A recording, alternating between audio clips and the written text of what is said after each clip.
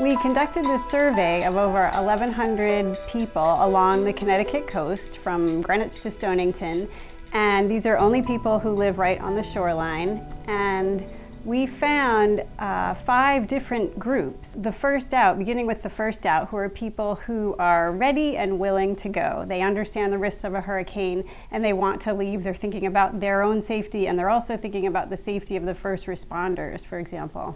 The constrained, the second group, are people who understand the risks, but they face a lot of barriers. They have health and disability issues, or they have a lot of pets, or they have lack of transportation, for example. But they say that they would go if they really need to.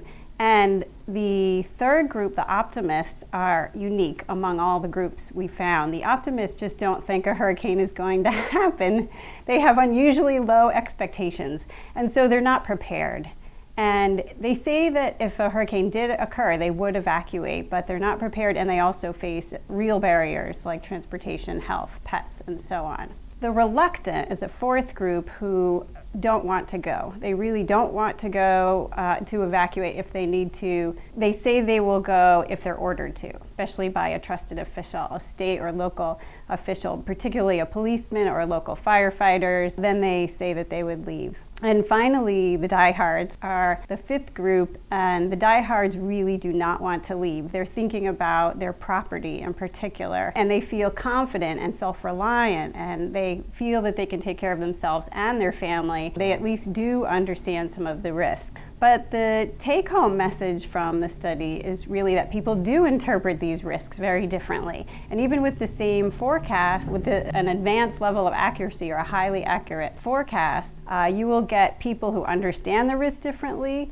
who have different experiences, and who are going to respond very differently to the same information. So one of the surprising things I found when the study was done, and I was also working with people to get the information out of what we found, is that no one sees their job as communication. We have the weather forecasters who are telling us information about the hurricane, where it's going to hit, and wind speeds and things like that. But there isn't really a group that's devoted to communicating before, during, and after.